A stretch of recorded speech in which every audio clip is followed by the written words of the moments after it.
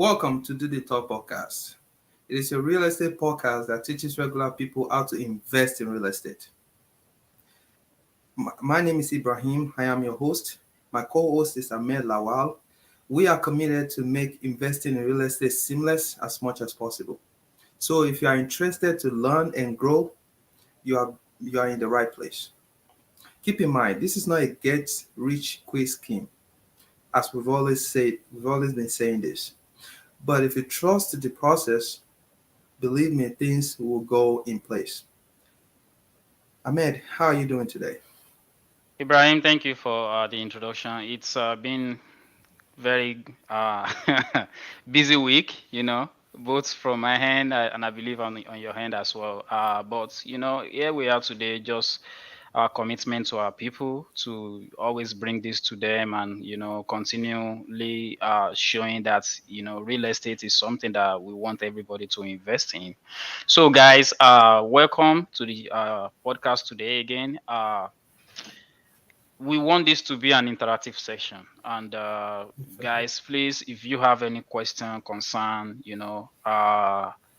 drop it in the chat and we will address it as we go. And keep in mind, try and please try and share this with your friends. We want to reach as many people as possible because this information is free. The only thing we're asking you to help us with is to like it, because the more like and comment and share that we have, the more people we can reach. That is how the social media algorithm works. So, without further delay, what we are going to be discussing today is something that everybody wants to, pay close attention to, because um, there is a saying that you either learn from your mistake or you learn from others, right? So, we are bringing to you first and things that we feel like almost everybody fall into the trap when they are starting their real estate journey. So that is why we call it newbie mistakes. So we want to cut your learning curve short so that you don't make that same mistake that Ibrahim and I or all other investors have been making, so that you can escape that, save yourself the stress, the headache, and the money. All these things are very valuable things that we hold dear. So, Ibrahim, without further ado, you want to start us up tonight? Yeah, I appreciate that. Thank you, Ahmed. So tonight we are very excited to be here, and it's an honor that you guys, are joining us. We want you to keep sharing this video, like, comment, and invite your friends, neighbor, families. Um, we are committed in making sure you guys are getting the fact, practical, and realistic way of investing in real estate. We are not gonna stay here and tell you, oh, we have Lamborghini out there, Ferrari and all that stuff. That's not the goal. The goal is to learn and grow together because we believe in the process and we are doing it. We are not just saying it. So, guys, today Ahmed mentioned, we want to talk about what are the mistakes, what are the common mistakes. It sounds like like something everybody, we've heard about mistake before, but it's so serious because it's gonna, you learning all this today plus you put in the action. Of course, we always mention that it's gonna help amplify you. You're gonna be better prepared than your contemporaries, than people that are starting the same time with you, just because you have an edge, for following Do the Talk podcast. So without further ado, let me go straight to the point. Today, I'm going to talk about just five um, mistakes. I'm sure Ahmed has some knowledge to share with us as well. Yep. So the first one I want to go to is unrealistic expectations. In other words, I can call it exaggerated perception towards real estate investment, particularly the rewards that comes afterwards. Like after you have put in you have demonstrated a relentless and commendable amount of work in real estate investment. Um, so to simplify everything, people from outside, they see real estate as okay. When you are a real estate investor, oh, buy one property or two, you are rich already, you are balling, you are making a lot of money. So because of they have that perception, when they get closer to investors, that real investors that are that deal with fact and that will tell you the truth from the start, they get discouraged. They get like, really, is this what these people are making for a single? Because a single property to them is like, I'm investing, for example, 50,000. I'm supposed to be getting like, like 5K every month. So we are not saying it's not possible, but it's not in all properties. It's not. Yeah. I mean, you can get a big multi-family, and you get a 50K or 10K, 20K, whatever. But how possible is that? What is the ratio? What is the common cash flow that people are getting? We are here to be practical. We are not here to sugarcoat anything. So in essence, what I'm saying is that people get discouraged when they come forward and they thought, okay, when they buy one property, it'll be so they'll get a massive income from the property. So because of that, perception is not aligned with the reality. Some people, when they want to start this real estate investment, after they get in the property or even in the process, they get, burn out quickly, they get frustrated, or just their morale will go down just because of that person does not have the right zeal and the right mindset from start, because the expectation was not real, was so exaggerated. So guys, we don't want you to have that mindset from the beginning. From the introduction, if you remember, I said this is not a get rich quick scheme. So what I was trying to say is that with real estate, you have to be patient. You have to walk your way there. It's not just you get the money right away. So, having said that, the second one I would like to touch on is people buy with emotion, aka buying for convenience. I'm not saying don't buy a house close to your house. That's not what I'm saying. But what I'm saying is that don't buy a house because it's close to your house, but neglecting, disregarding the fact that when you sit down and do the numbers, it's not working. When you look at the strategy, the business model you are going for, you are talking to your friend, you say you want to do short-term rentals, or you say you want to do mid-term rentals. However, you are buying in a house in the woods, or you are buying in a community that won't even accept you doing such a business, because the area is beautiful, the house is beautiful. Okay, but what about the association? They don't want you to do that. There's no way you can do that. You cannot say because I like the house, because it's beautiful, I must do that. No. Or you are buying a big house. You can use a big house for mid-term or short-term. That's not my point. My point is, when you are buying a house that you know that the kind of cash flow, the kind of money that will come in, realistically, it's not making sense for that kind of property. You know, So it's like you are putting money into drain, because the only thing you can bank on is the appreciation, which is okay. We want you to bank on appreciation. However, cash flow is important. You have to make sure the numbers will work for the cash flow as well, not just putting money into an investment. So we see people just buy because the house is beautiful, the house is white color or is shining. No, it doesn't have to be brand new house. It doesn't have to be two, three, five level story building. What matters is the condition, the numbers. Is it working for the model you want to go for? Um, you know, can people can people easily get that kind of house? Is it convenient for the kind of business you are trying to do? So all these things you have to look into them before you buy, not just about what you like. It's about what will work for your business. Now, if you want to buy your primary home, buy what works for you, buy what works for your family. That's different. It's a different scenario, different ball game. But when we are talking about business, you have to make sure it works for your business. So in essence, we don't want you to make this same mistake of people just just buy because of it's closer to my house, it's closer to my auntie house. Yeah, it would have been a good idea if it's working for you and it's also closer to your auntie's house. Then that would be perfect. But not close to your auntie's house, but it's not even gonna work for the kind of business you're trying to do. um, I've seen on Airbnb platform, I've seen some kind of houses in some kind of neighborhood that you can tell that this person will be struggling to get clients into that neighborhood. So someone like that may have to re-strategize, look into something that will work for that neighborhood. It's just like somebody buying a big, huge 500,000 house and you want to do Section 8.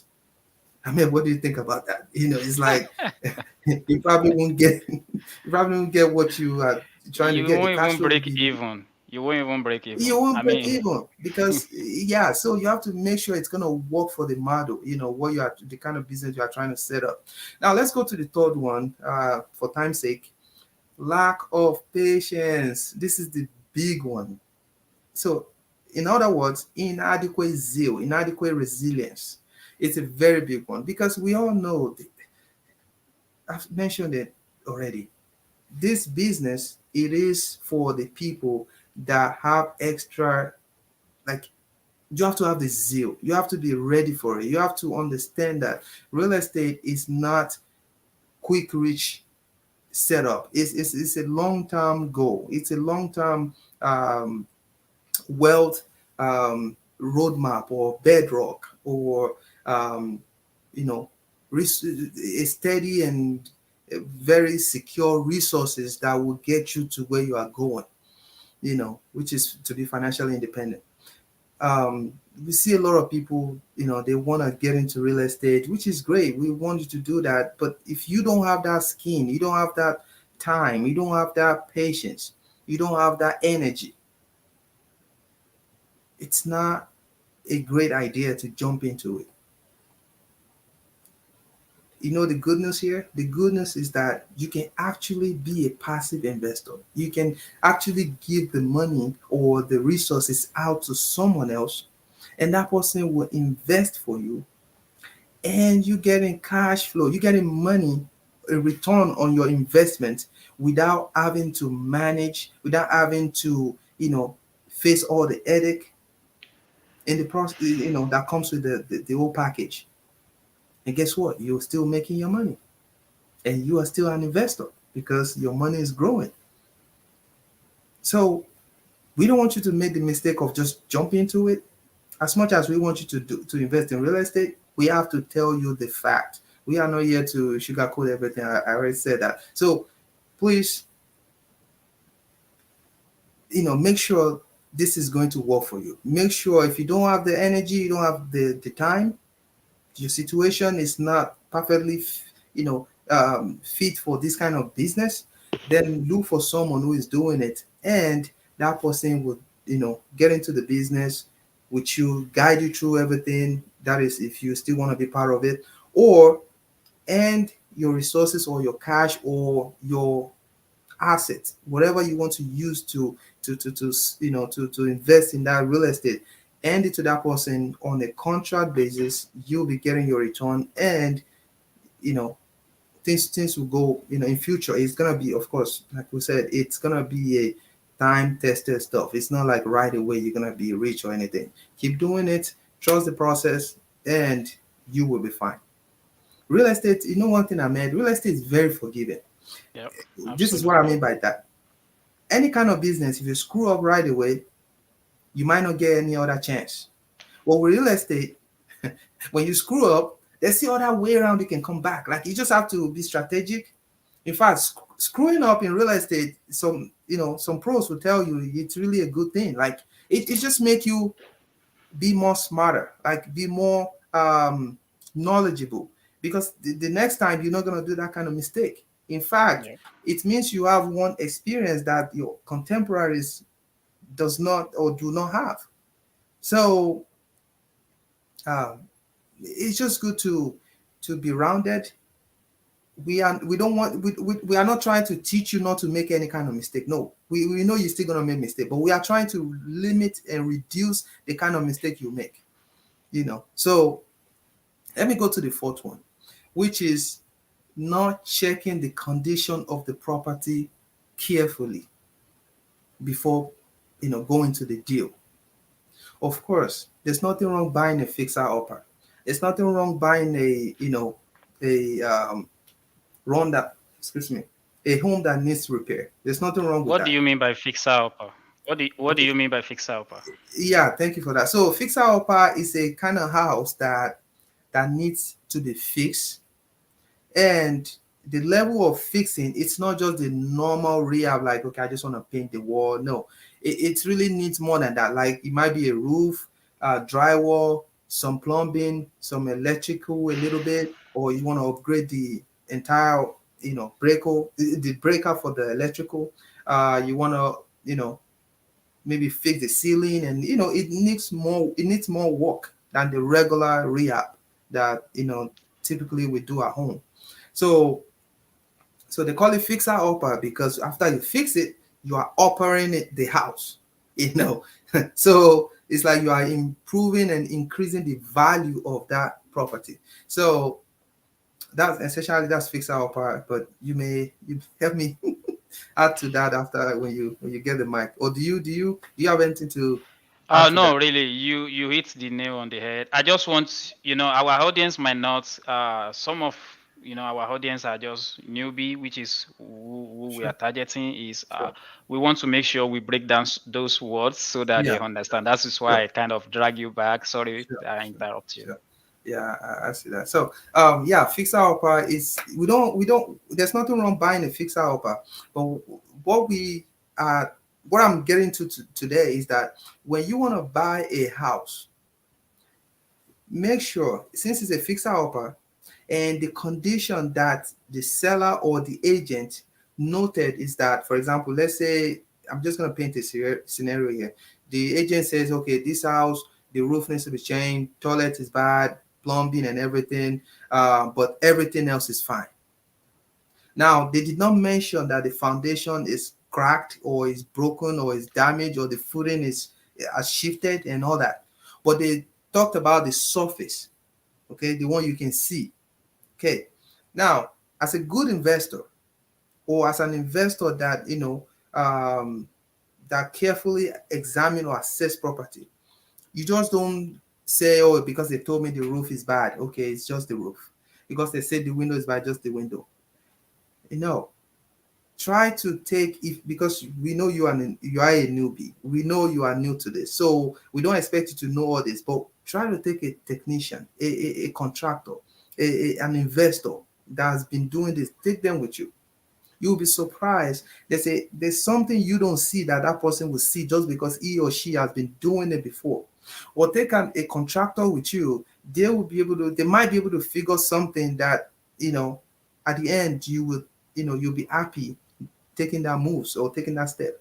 So people buy a house without looking. Imagine you buy that same house and you find out that the foundation footing has shifted or there's a crack in the foundation. Now that's another expenses that you didn't know. The crazy thing is the agent might not even know as well. Like he or she might be telling you the truth because that's what they see.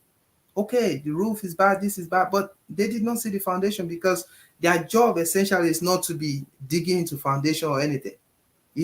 So, but you as an investor, you don't want to unnecessarily accumulate or put your rack more debt into your business, because what you are trying to do is to save money and leverage on what the equity, because we know definitely you're going to get sweat equity if you do your business right.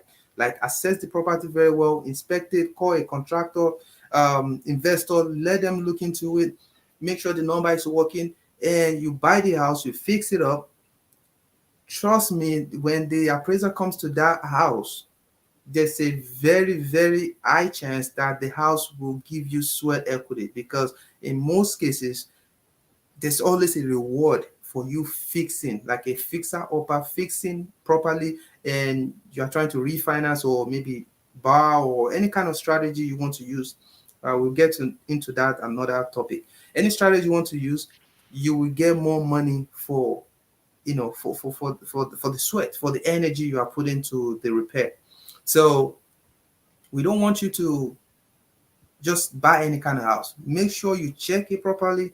Make sure if it's the roof that is damaged, it's the roof. If it's the foundation that is damaged from start and you are aware of it, that's fine. Just make sure it's something you are budgeted for and something that you are ready to, take on, and get it done. Now, the last one I want to go to is to trying to time the market. This is very, it sounds simple, but it has put a lot of people into trouble because we are not the government. you know, I mean, essentially, no, you trying to time the market is like you are trying to fight something you cannot control. I mean, I don't know how to explain this. Like, you're not the economy. Economy is so big. America economy is trillion. You know, over like 20 trillion or something. How can you tell when this market would be this, would be that? A lot of people just guess, you know, no matter what the interest rate is, all you have to do is to do your due diligence, make sure the number is working for you. As long as the number is working for you, and don't be greedy. We already told you from start, real estate is not get rich quick scheme. If you were supposed to make $2,000 a month in maybe in 2 unit or 3 unit. Now, because of interest rate, you're gonna make 1,200. It's okay. Like it's okay when the interest rate comes down, you refinance. You trying to grab the 2,000 right away. That might like you are staying aside. You are waiting for the rate to come down so you can get 2,000 or more. Okay, why don't you buy the first one, the one that will fetch you 1,200? When that time comes, when that interest rate comes down, you have another like that one, the property that is fetching 1,200. In fact, the bank will be more comfortable to lend you money because they see that you have a property when the interest rate was high, and you are still you are able to manage it. You are cashing flow 1,200 because that's a very great skills. Even though the interest rate is high, you are able to leverage and cash flow money. The bank will respect you. They will be able to. You have more. You have an edge over someone else that is staying aloof and is waiting for the interest rate to come down. Because now you have tried it. They've seen that okay, the interest rate was high. You are doing well. Now the interest rate is low. The bank will trust you more than the other guy that is waiting or the other lady that is waiting. So why wait when you can get 1,200? When the rate come down, you buy another one. Guess what? You have new property. The other guy that is waiting has new property as well. Okay, but he or she does not have the first one that you got because you were courageous, you were knowledgeable, you have high resilience, you have the zeal. Go for it. You are not saying it has to be 2,500. It has to be 2,000. At the end of the day, these are all paper. Ahmed, do you understand what I'm saying? Right? These are Yeah. all paper. Yep. What matters is the value. It's the value that you're gonna get in that property. Yep. You know, I've seen situation where someone is getting like I don't know the exact number, but someone else making more cash flow than the other guy. But the guy that is making cash flow, Ahmed, he bought the wrong property. Almost all the time, there's something always wrong with that house. But the other guy that is not getting, the cash flow is a little less compared to the guy I'm talking about. He barely fix anything because everything is solid. So if you look at the cash on cash return or the net operating income every year, the other guy that is getting more cash flow, like it's supposed to be more cash flow in his pocket, but he barely have anything because repair things will always break down because the house is not. He probably didn't look at the house carefully when he first bought the house. So that is why we are here to pass this knowledge, guys. We don't know it all, but we want you to know that when you are careful, you make sure you assess the property you are trying to buy. Get a contractor with you, get an investor with you, get a knowledgeable realtor with you. Let them take a look at this house with you before you make that purchase, before you make that move. And I'll round up by saying this: you don't have to even do this. If you don't have that energy, you don't have the zeal, all you have to do is to partner with someone who is doing it and let them, handle everything. Or if you want to be part of it, that's fine. Just work with someone who is doing it so you can grow in a pace that is realistic, is reliable, and of course there'll be less liability, less risk associated with that transaction, because you are working with someone who knows how to do it, someone who has been doing it before. Ahmed, I'm trying to round up here, so let me pass it to you and um Yeah, so there are few things that I think I have made the mistake myself of I've yeah, seen other investor run into.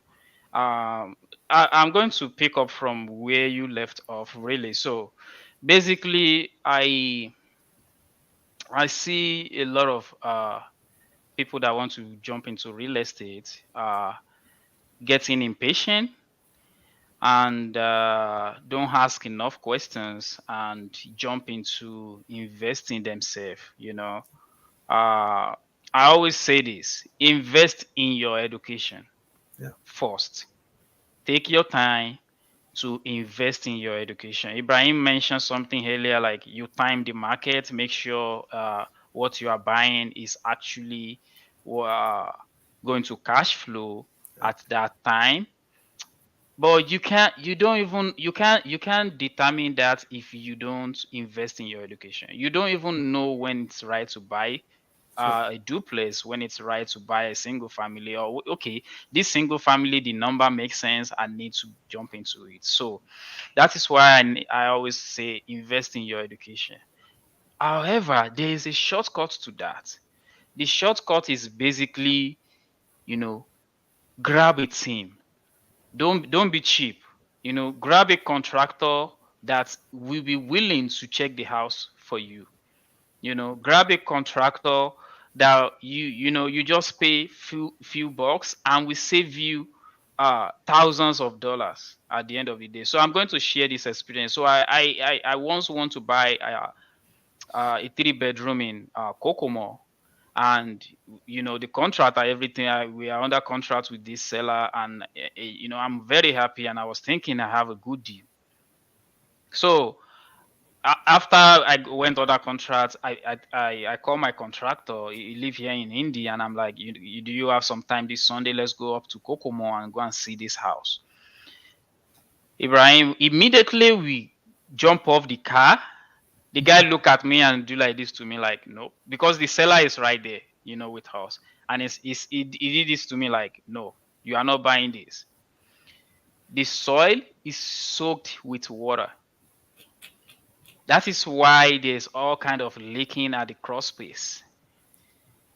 I wouldn't have known, and at the end of the day, I will go into that and expect it's gonna cost me 10,000, and at the end of the day, it will cost me 40,000.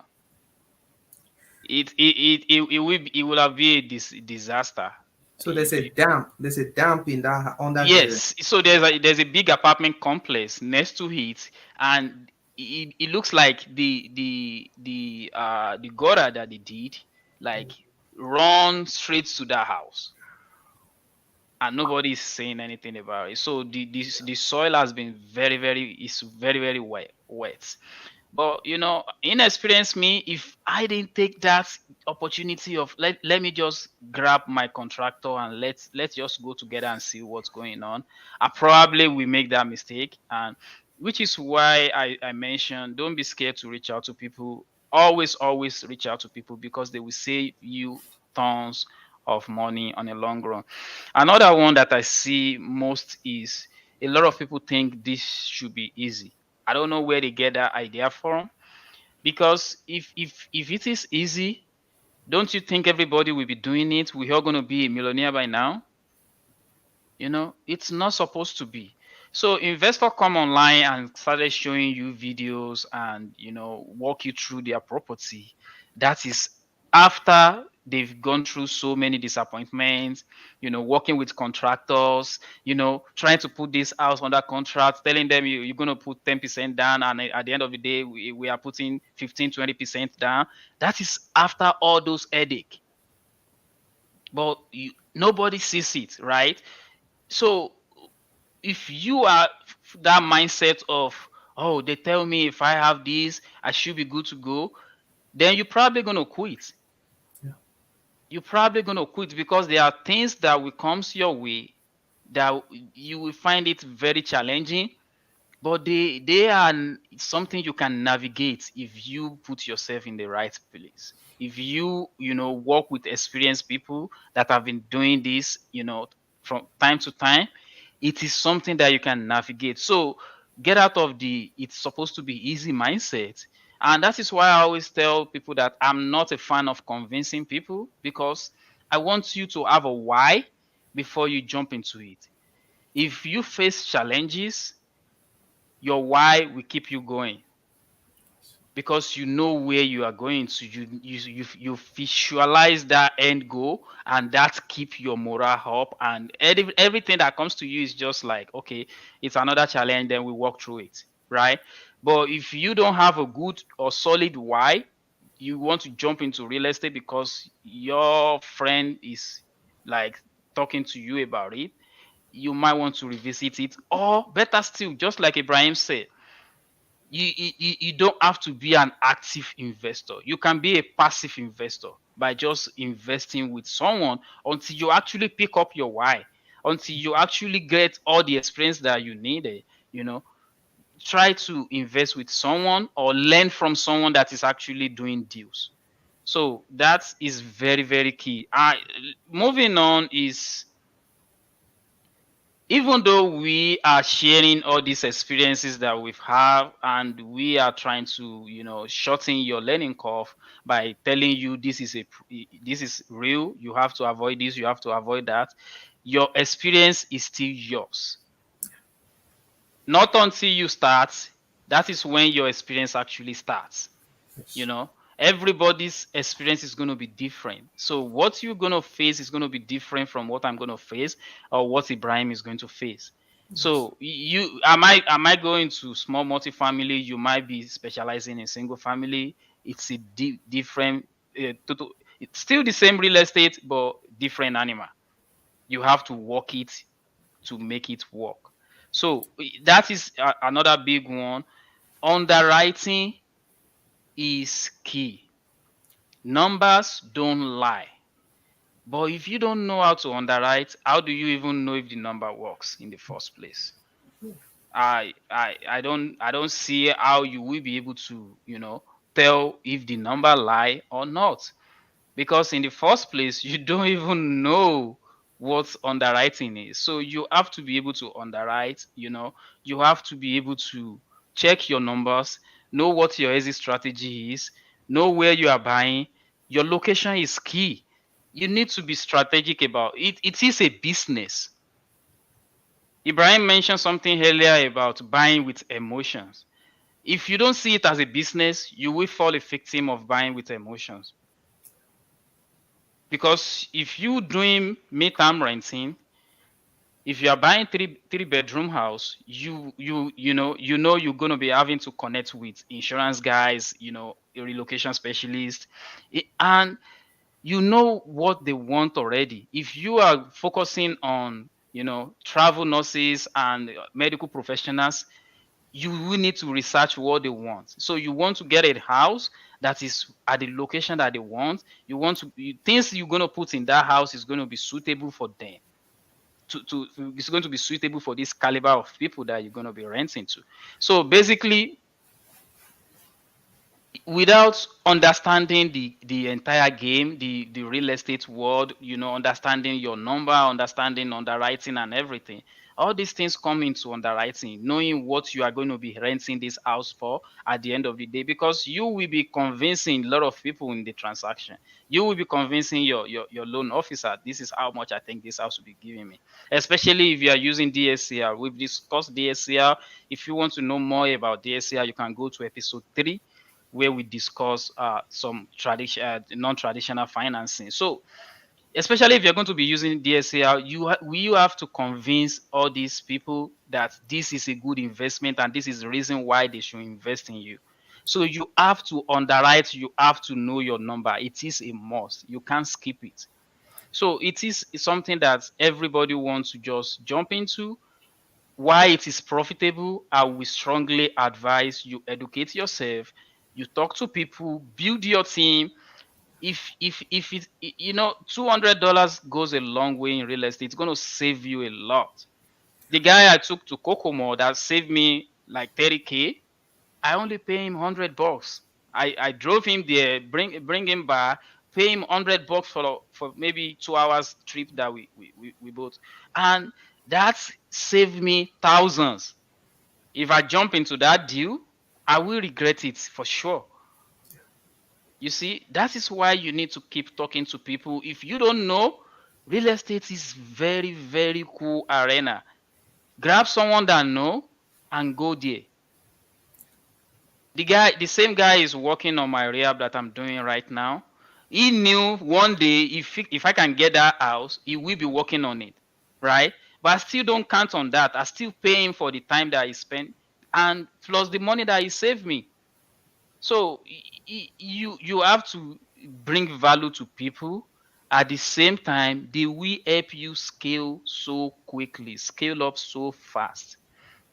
So you will still screw up in some space, in some places, but it is better to have these people at your back so that they can mitigate all those risks for you. Um, the last one that I really have is people going into deal with just one exit strategy. You can't do that, especially in the market that we have right now. You know, you can buy in a neighborhood thinking that you will be able to do flip. At the end of the day, it's not going to work as a flip. And if you force it, you're going to lose money. So you have to turn it to rental, right? So that is having multiple strategy. When you have multiple strategy, it goes a long, long way. It's going to help. Honestly, it's going to help. And by building a deal flow, letting deal comes to you, you will be able to pick and choose which one you need to do. What do I mean by building a deal flow? Connecting with realtor in your local market, letting them know, oh, this is what I'm looking for. If you find any property of this nature, ring me first before you list it. I might be able to close on it even without you listing on it. Who will hear that? You will save them time of putting it on market, taking nice pictures and all that. You will save them that time. They will still get the same commission as if they do all those work. Who will hear that and will not want to work with you? There's nobody. Plus, get on the list of all the wholesalers in your local market, right? Let them be sending you these deals, underwrite them. Even if you know right away that you don't want this, still go ahead and underwrite it because that will give you enough practice that you need to be able to spot a deal right away. To be able to spot a deal right away. So a lot of time we go with the first deal, which is still aligned with buying with emotion. No, you wait, underwrite, or maybe you even go to a different market that I'm not going to be buying in this market. Go on there, put in offer, let this deal come, analyze, put in offer, let them say no, yes, blah, blah, blah, so that you get this practice in. And you can now come to your market and repeat the same thing, but you already have the goggle you need to be able to spot deals. And,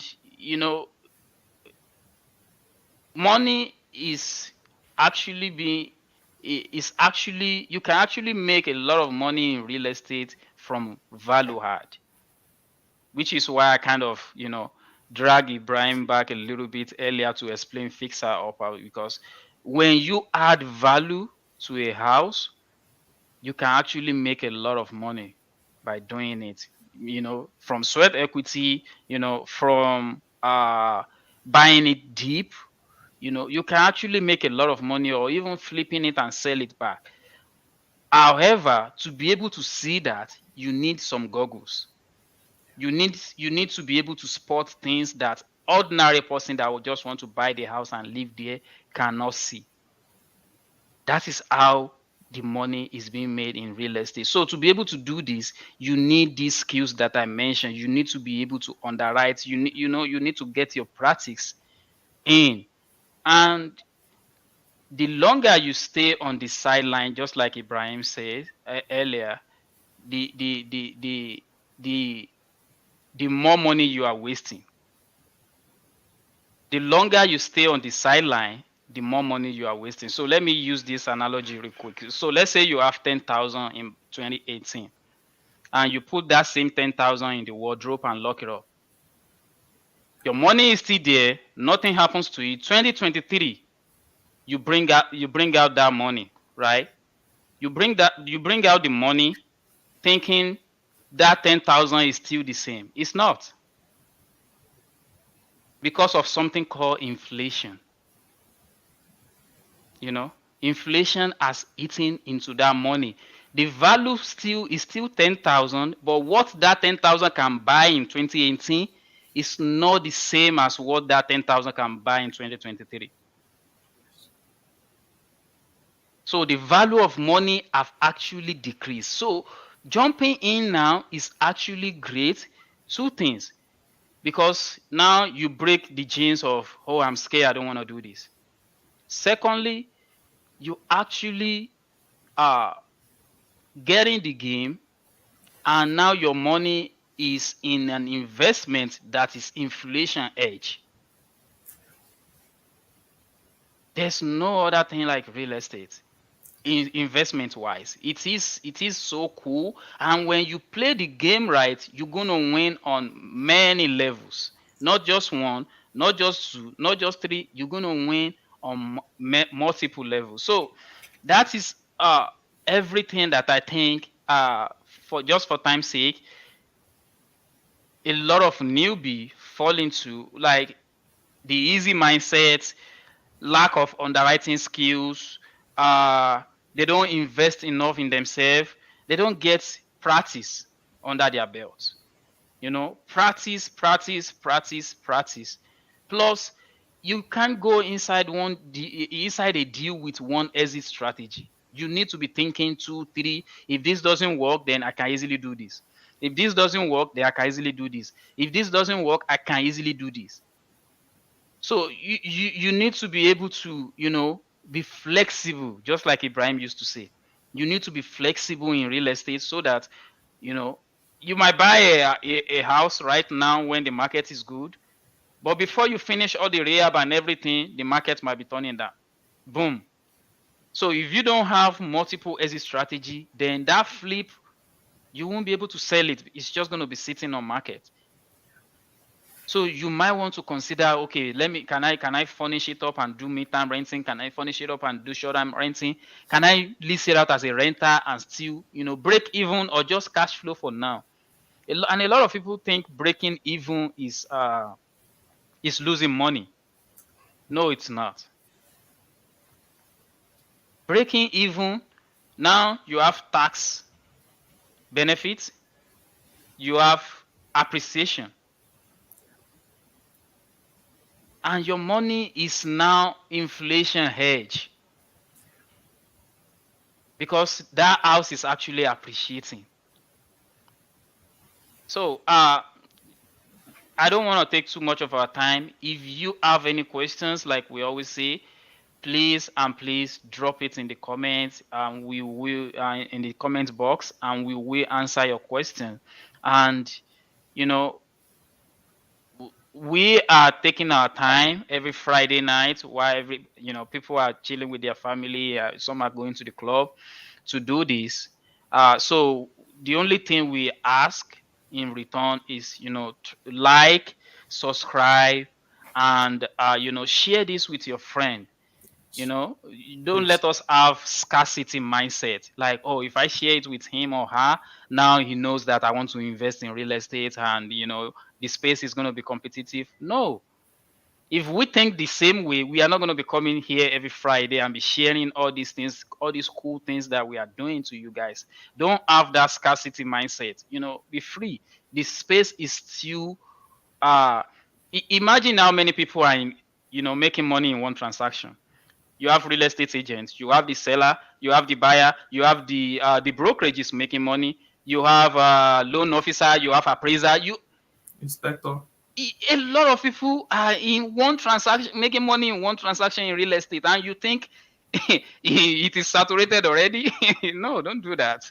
It is not. So please and please go on our YouTube, go on our Facebook group, go on Instagram, show some love, comment and subscribe, and we truly appreciate. And you know um Ibrahim, did you have any final or any uh What? yeah, Sorry. words you want to add?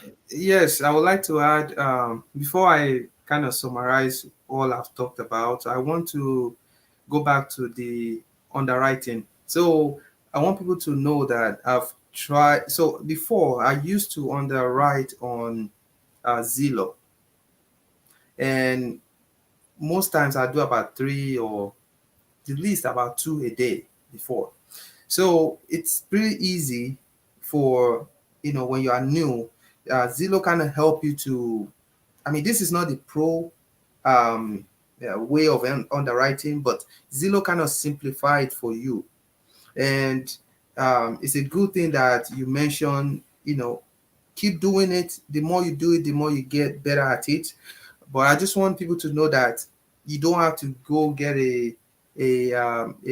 like a software or all that stuff. No, for a new person, you can easily go to Zillow first.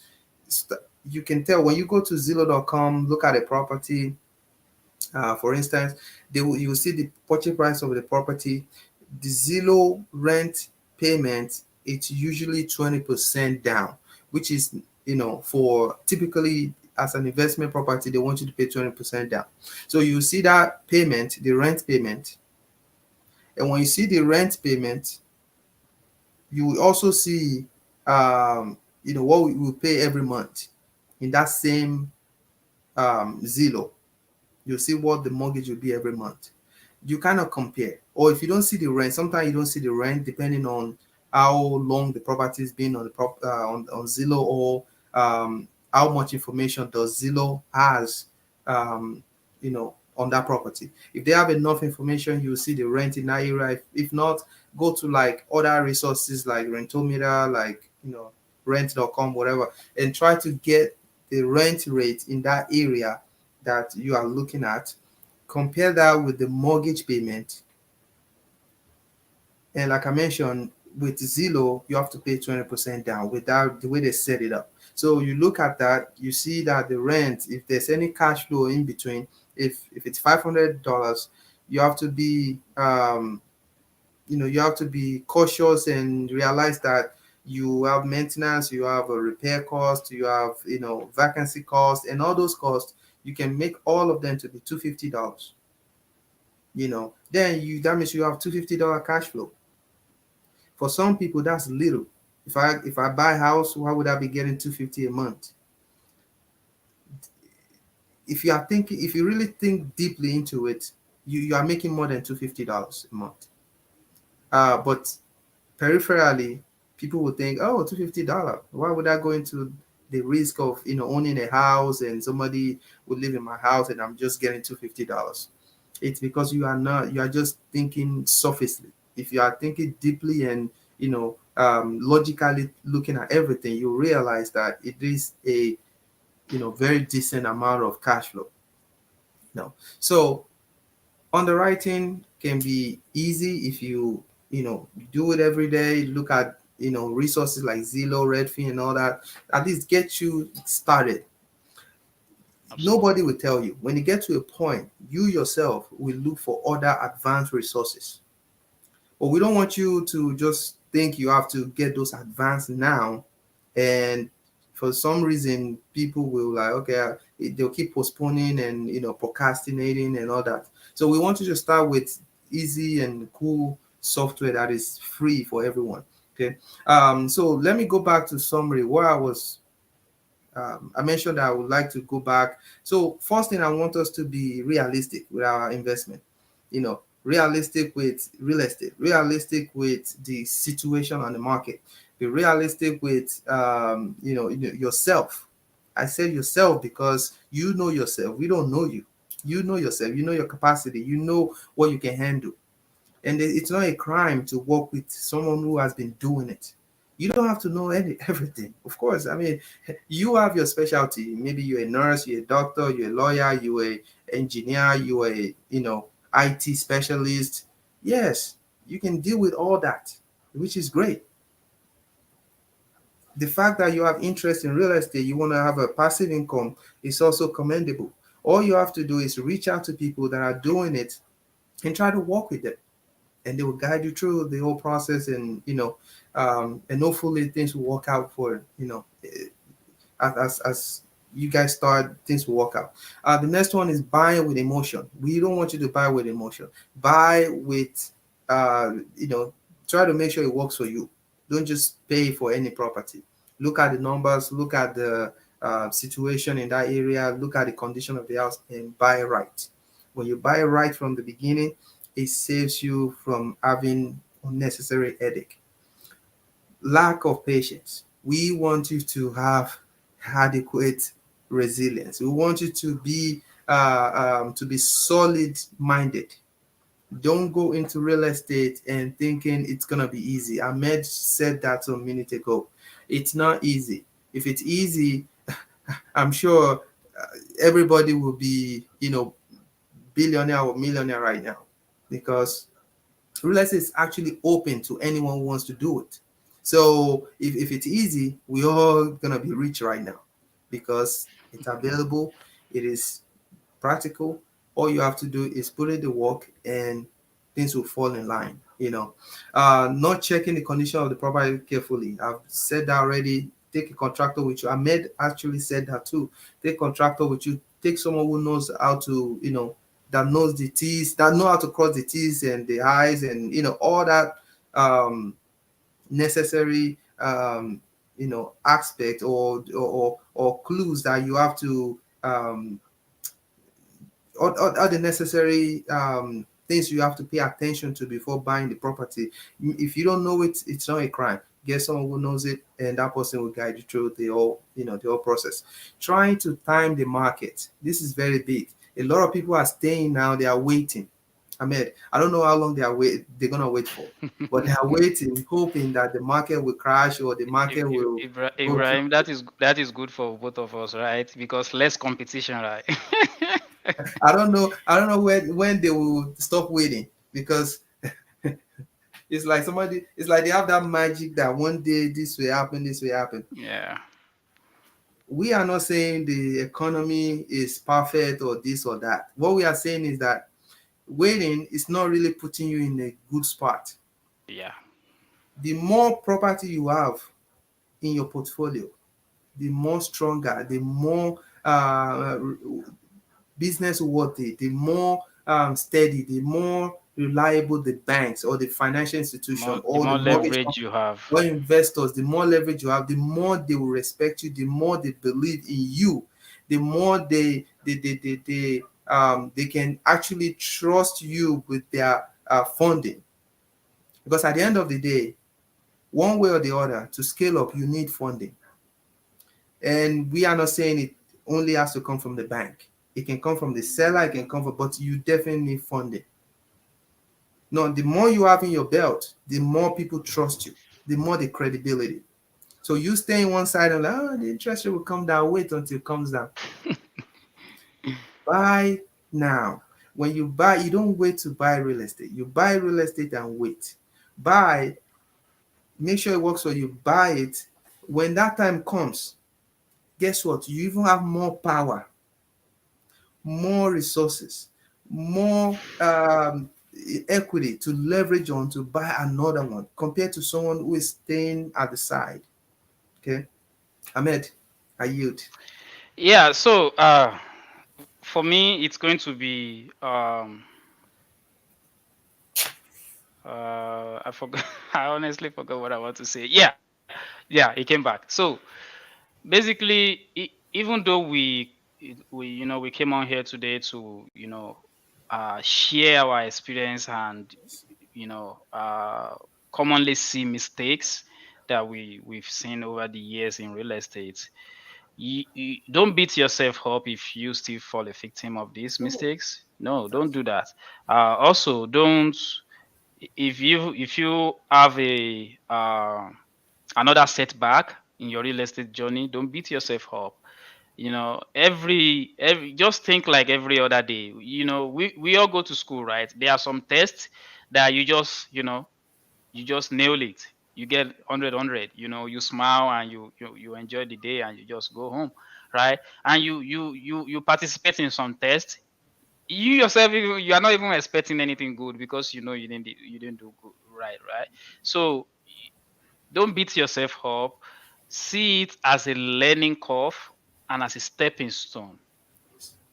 That is the only way you know your real estate journey can go smoothly. Because if you beat yourself up for on every mistakes, it's just gonna uh at the end of the day impact your forward thinking about things. I was in the house we are doing rehab on with my contractor like 2 days ago, and we are both sharing what we've learned on that project. Like, hey, in the next time we will do it this way. Next time we do it this way. Some people will be like, "Oh my God, I no." We are taking it as a lesson and we are running with it. Like, next time, this is not going to happen. We are fixing this in the next time. And if when that next time comes, guess what? We are going to make another mistake that we will take to the next project. That is the mindset you need to bring into real estate. But if you are not the type that can do all the runnings and not beat yourself up, if you are someone that always capitalize, you can still invest in real estate. Like we always discuss on this podcast, there is a passive way of doing it and there is a active way of doing it. You just have to learn which one works best for you and you roll with it, right? So Ibrahim, our audience would like to know where they can connect with you if they want to. And quickly, let's do that before we go. Yes, they can check IB Realtors, the US on Facebook, IB Realtors on Instagram.